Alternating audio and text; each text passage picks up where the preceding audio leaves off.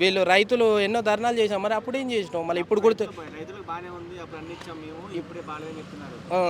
మళ్ళీ అప్పుడు ఉన్నప్పుడు ఏం చేసిండో, ఇప్పుడు ఏం చేస్తుండో కనిపిస్తుంది. బాగా క్రౌడ్ బాగా వస్తుంది, జగన్ ఫాలోయింగ్ మళ్ళీ అది మళ్ళీ సెల్ఫీలు దిగాలంటే ఎవరైనా వస్తారు, సెల్ఫీలు నాకు గిట్ట సెల్ఫీ కావాలని నేను గిట్ట పాకులాడుతున్నా కానీ దొరుకుతలేదు కదా, అందు గురించి సెల్ఫీలు దిగడానికి ఆ అమ్మాయి మొన్న ఒక అమ్మాయి ఏడ్చింది చూసినావా, సెల్ఫీ గురించి ఏడ్చింది. నాకు నవ్వు వస్తుంది. మన జీవితాలు ఏంది, మనం ఎట్లా బతకాలి అది కావాలి, కానీ సెల్ఫీ గురించి ఏడుస్తున్నారు. మరి ఏం చేయమంట?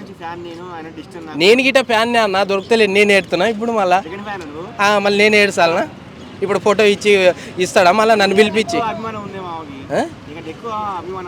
నాకు అంతకంతే ఎక్కువ నా అభిమానం ఉంది. నేను కోసుకోమంటే కోసుకుంటా, మళ్ళా వస్తాడా జగన్ అన్న నాకు ఫోటో ఇస్తాడా? ఇవన్నీ కాదు, ప్రజలకు ఏం చేసినామో అది కావాలి, కానీ ఊకే సెల్ఫీలకు ఎగవాడి కారు ముందుకు ఎగవాడినరు. మేము గిట్ట కేసీఆర్ మొన్న మీటింగ్ పెడితే ఎంతోమంది ఎగవాడినరు. ఎందుకు ఎగవాడినరు? ఫోటోలు కావాలి మాకు, సెల్ఫీలు కావాలి, దాని గురించి పోయినరు అంతే తప్పితే ప్రజలు ఇప్పుడు గుర్తుకొచ్చినట్టున్నారు అన్న, అందు గురించే బయటకు వచ్చిండ్రు. సెల్ఫీలు దిగడానికి అందరూ, ఫోటో దిగడానికి అందరు ఎగబడ్డారు. సో అది వచ్చిండ్రు. ఇక ప్రజల గురించి అదే రేవంత్ రెడ్డి ఏదైతే చేస్తుండో చెప్పడానికి, ఈయన పరిపాలన ఎట్లా ఉందో అది చెప్పడానికి వచ్చిండ్రు. ప్రజలకు ఏం చేస్తుండు రేవంత్ రెడ్డి గారు, ప్రజలకు ఏం చేస్తుండ్రు అది కావాలి మాకు. వచ్చిండు మళ్ళీ ఏం చేస్తుండు? ఒక్కటి మంచి పని చేసిన అని చెప్పు. నేను ఒకటి ఆ ప్రభుత్వం పార్టీ వచ్చి సంవత్సరంన్నర అయిందా, సంవత్సరం 1 year అయిపోయింది, మళ్ళీ ఫలానా పని మంచి పని చేసిన అని చెప్పమను. ఏం చేసిందో దాని గురించి మాట్లాడదాం. మళ్ళీ ఏం చేయలేదు ఇంతవరకు. వచ్చింది 6 నెలల్లో ప్రభుత్వం కూలిపోతుంది అంటుండ్రు. నేను అనుకున్నా ఎందుకు కూలిపోతుంది రాబాయ్, 6 నెలల్లో ఎట్లా కూలిపోతుంది అని నేను అనుకున్నా. మరి ఈయన చేసిన మంచి పనులు ఏవి లేవు. రాగానే ఒక బస్సు ఫ్రీ పెట్టిండు, దేశం మీద పడి ఊరేగుండ్రి అందరూ. ఇంకా భార్యలను పట్టించుకోకూడదు, ఎవరిని పట్టించుకోకూడదు.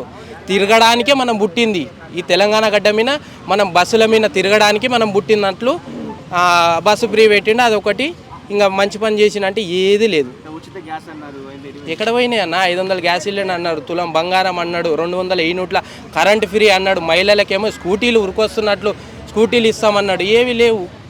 ఇంతవరకు రైతు బంద్ వేయలేదు. ఎకరం ఉన్న వాళ్ళకి వేస్తా అంటాడు, 6,000 ఇస్తా అంటాడు, 7,500 అంటాడు, 12,500 అంటాడు. ఎక్కడ ఈయన ఇచ్చిన హామీలు ఒక్కటి గిట నెరవేర్చలేదు ఇంతవరకు. ఏం చేస్తుండో ప్రభుత్వం ఉండి ఆయనకే అర్థమైతలేదు.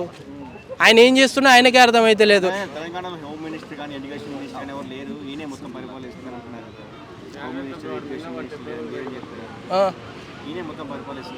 ఏం చేస్తున్నా అర్థమైతలేదు. ఈ హోమ్ మినిస్టర్ల గురించి కాదు మనం మాట్లాడేది.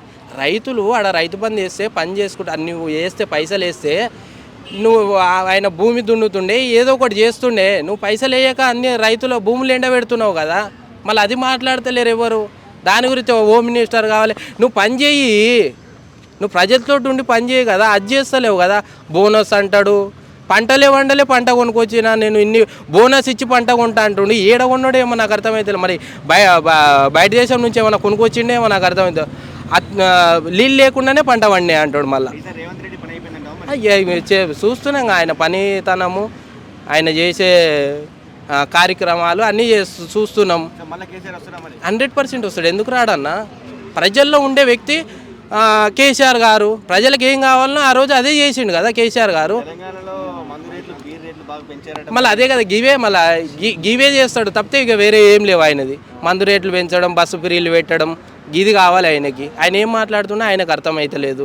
4 సముద్రాలు అంటాడు హైదరాబాద్లో, కొంచెంసేపు ఉంటేనేమో దిల్సుఖ్ నగర్లో విమానాలు దొరుకుతాయి కొనుక్కోవచ్చు అంటాడు. అమ్మ విమానం ఎట్లా కొంటారా? ఈ మాటలు కాదన్న మాకు కావాల్సింది. పేద ప్రజలకు ఏం కావాలన్నా అది చేయన్న. ఏమి ఆయన ఇచ్చిన 500 గ్యాస్ సిలిండర్ ఏమి ఇవ్వలేదు, కానీ ఈయననేమో మందు వేయించిండు. మళ్ళా మంచిది కాదు ఇది. అసలు ఆయన ఏం చేస్తున్నా ఆయనకి అర్థమవుతుంది. నెక్స్ట్ రెడీగా ఉన్నారు 6 నెలల్లో.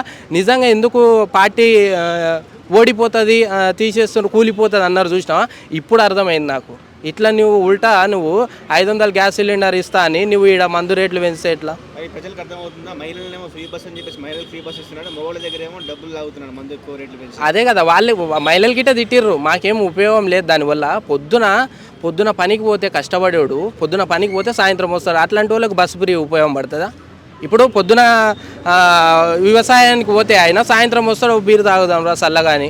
నువ్వు అది 280, 300 చేస్తే ఇంకా వాడేడ తాగుతాడు బీరు? తాగుతాడా ఉన్నది గిట్ట బంద్ చేస్తాడు. అప్పుడు ఇప్పటికే తాగుతలేరు ఎవరు, బీర్లు బంద్ చేసిర్రు. మరి ఏంటికి పెంచిండు, ఎవరు పెంచమన్నారు? నువ్వు అక్కడనేమో బస్సు ఫ్రీ పెడతావు, ఇక్కడనేమో నువ్వు బీర్ల రేటు పెంచుతావా? ఎందుకు మళ్ళీ నువ్వు ఎందుకు పెంచినావు? ఎవరు పెంచమన్నారు? ఇట్లా పెంచితే అసలే ఎవడు మందు తాగడు. అప్పుడు మళ్ళీ ఏమవుతుంది, కళ్ళుకి సారాకి ఇవి సృష్టికి వస్తాయి, మళ్ళీ బయటికి వస్తాయి, ఇవి తయారు చేస్తారు, ఇవి తాగుతారు. అప్పుడు పోయినసారి గిట జగన్ అన్న ఎలక్షన్లో అక్కడ ఆంధ్రాలో అట్లనే అయింది. ఏమైంది, మొత్తం రేట్లు పెంచిండు. ఏం చేసిర్రు అప్పుడు? నాటు సారా, కళ్ళు ఇవి బయటికి తెచ్చిండ్రు. అది తెలుస్తలేదు ఆయనకు. ముఖ్యమంత్రి ఏం చేస్తుండో ఆయన ఆలోచన ఏందో అర్థమైతలేదు. మొన్న దావోస్ పోయిండన్న, దావోస్ పోయి ఈయన బొట్న ఇంగ్లీష్ మాట్లాడితే వాళ్ళకు అర్థమైంది, అరే కాదురా ఈయనతోటి పెడితే మన కంపెనీ ఉండేటట్టు లేదు ఆడ హైదరాబాద్లో అని. ఇంతవరకు కంపెనీదేలే, నిధులు తెచ్చిన అన్నాడు. ఎక్కడిది మళ్ళా? ఒక భూమి పూజ అదే 1,70,000 కోట్లు అన్నాడు. సరే, మళ్ళీ తెచ్చి ఒక దగ్గర భూమి పూజ చేసిన, ఒక కంపెనీ ఓపెన్ చేసిన, వాళ్ళు వచ్చి ఇక్కడ మాట్లాడినరు అసలు లేదు కదా. మళ్ళీ ఏం చేస్తుండు ముఖ్యమంత్రి, నాకు అర్థమైతే లేదు. ప్రజలకి ఏం చేస్తుండే అది అర్థమైతే లేదు. ఇప్పుడు ఎకరా వరకు ఉన్న వాళ్ళకి రైతు బంధు చేస్తా అంటాడు, మళ్ళీ ఎకరా వాళ్ళకు ఉన్న గిట వాళ్ళు ఇట్లా ఫోన్ పెట్టుకొని చూసి ఎప్పుడు టక్కీ టక్కీ టక్కీ టక్కీ ఎప్పుడు పడుతుంది అని చూస్తున్నారు.